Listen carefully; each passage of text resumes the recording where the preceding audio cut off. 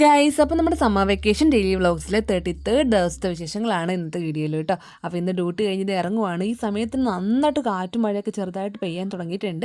ഇപ്പോൾ കുറച്ച് ദിവസം അങ്ങനെയാണല്ലോ, നല്ല കാറ്റും മഴയും ഇടിവെട്ടൊക്കെയാണ് വൈകുന്നേരങ്ങളിൽ. രാവിലെ നല്ല ചൂടാണെങ്കിലും ഇത് കിട്ടിയാൽ മതി, നല്ല ആശ്വാസമാണ് നമുക്ക് കേട്ടോ. അപ്പോൾ ഞാൻ ഇറങ്ങുന്ന വഴിക്ക് ഒന്നും ക്ലീനപ്പും കാര്യങ്ങളൊക്കെ ചെയ്തിട്ടാണ് വീട്ടിൽ വന്നത്. കാരണം നമുക്ക് 2 ദിവസം കഴിയുമ്പോൾ ഒരു ഇവൻറ്റിന് പോകണം.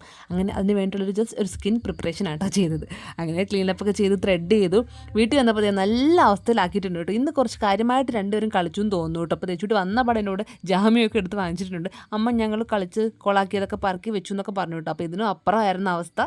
അങ്ങനെ ഞാൻ കുറേയൊക്കെ ക്ലീൻ ആക്കി. പിന്നെ എൻ്റെ മേക്കപ്പ് സെറ്റുകളൊന്ന് ക്ലീൻ ആക്കാൻ സമയമായിട്ടുണ്ടായിരുന്നു കേട്ടോ. ഞാനിങ്ങനെ ഡെയിലി ഇങ്ങനെ ഒരുങ്ങി നമ്മൾ പോകുമ്പോൾ നമുക്കത് ഫുൾ ഏകദേശം കൊളാവുമല്ലോ എന്നും അവിടെ നിന്ന് വലിച്ചുവരൊക്കെ എടുത്തെടുത്ത്. അപ്പോൾ ഇന്ന് എന്തായാലും അതൊക്കെ ഒന്ന് ഒതുക്കി ക്ലീൻ ആക്കാമെന്ന് വിചാരിച്ചു. ഞാൻ എന്തായാലും മാസത്തൊരിക്കൽ ചെയ്യാറുണ്ട് ഇങ്ങനെ ക്ലീനിങ് കേട്ടോ. നമ്മുടെ ക്ലീനിങ് സെക്ഷൻ എല്ലാം കൂടെ എനിക്ക് ഒരുമിച്ച് ചെയ്യാൻ പറ്റില്ല.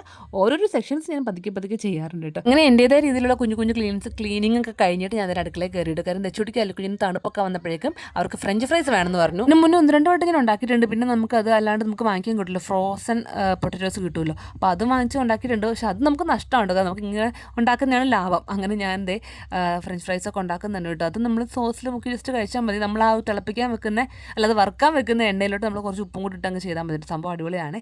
അങ്ങനെ ഇത് വീണ്ടും അവരെല്ലാം എടുത്ത് നിരത്തി വെച്ച് കളിക്കാൻ തുടങ്ങിയിട്ടുണ്ട്. ഒരു 9 മണി കഴിയുമ്പോൾ ശരിക്കും ഇവർക്ക് രാത്രിയിൽ കളി തുടങ്ങുന്നത്.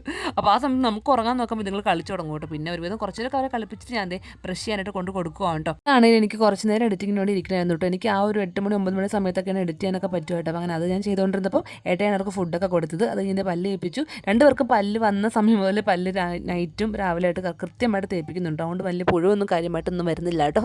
പിന്നെ വരാണ്ടിരിക്കട്ടെ.